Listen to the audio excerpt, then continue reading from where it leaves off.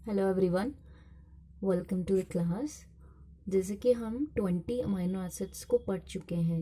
वो 20 हमारे जनरली क्या थे? स्टैंडर्ड अमीनो एसिड या प्रोटियोजेनिक अमीनो एसिड्स। जनरली 22 होते हैं। जो टू हम जो अब पढ़ने वाले हैं वो थोड़े से लीस्ट कॉमन होते हैं, मतलब बहुत कम कॉमन मिलेंगे। और ज़्यादातर केसेस में वो आफ्टर जो हम बोलते हैं पोस्ट ट्रांसलेशनल मॉडिफिकेशन के बाद जब प्रोटीन सिंथेसाइज हो जाती है उसमें कुछ मॉडिफिकेशन होते हैं जिसको हम बोलते हैं पोस्ट ट्रांसलेशनल इवेंट्स। तो उसमें क्या है, उसमें ऐड होते हैं, बीच बीच में भी मिल जाएंगे, मतलब प्रोटीन्स में भी आपको पॉलीपेप्टाइड चेन में भी मिल जाएंगे, बट वहाँ पर भी ज़्यादा देखने को मिलता है।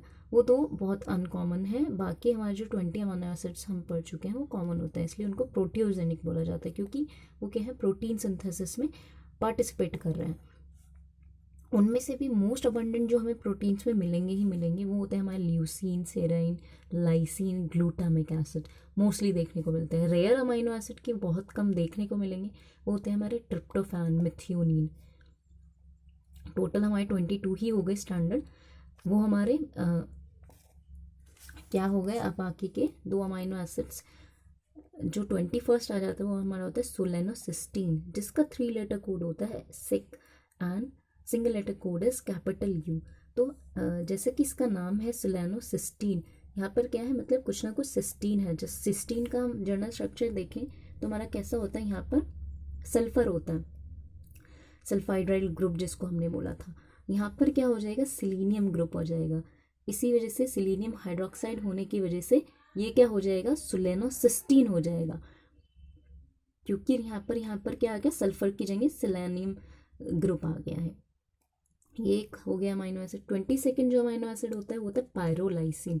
पायरोलाइसिन का 3 letter code PYL and single letter code is O। तो लाइसिन यहाँ पर आ रहा है, मतलब क्या है, कुछ ना कुछ लाइसिन का स्ट्रक्चर होगा, उसमें एडिशनल कुछ ऐड हो गया है।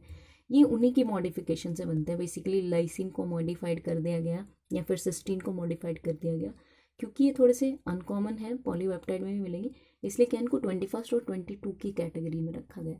तो लाइसिन को हम देखें, लाइसिन का स्ट्रक्चर इसी तरह से था, हमारा डेल्टा कार्बन चेन थी, उससे क्या था, हमारा NH2 अमाइनो ग्रुप ऐड था। बट यहाँ पर क्या होगा, इस तरह की हम बोलेंगे R ग्रुप प्रेजेंट है, जिसमें एक हमें साइक्लिक स्ट्रक्चर भी मिल रहा है। तो ये क्या हो जाता है, हमारा पायरोलाइसिन हो जाता है। ये थोड़े से अनकॉमन है, इनकॉर्पोरेट होंगे पॉलीपेप्टाइड में। हम बोलेंगे कि पोस्ट ट्रांसलेशन मॉडिफिकेशन के थ्रू, या बीच बीच में भी मिल सकते हैं प्रोटीन्स में। बट जो कॉमन थे, जो मिलेंगे अबंडेंट होंगे, वो भी हम देख चुके हैं, और जो रेयर मिलेंगे वो भी हम देख चुके हैं। तो ये हमारे इस तरह से 22 अमीनो एसिड्स, या हम बोल सकते हैं स्टैंडर्ड अमीनो एसिड्स कंप्लीट हो गए। Thank you.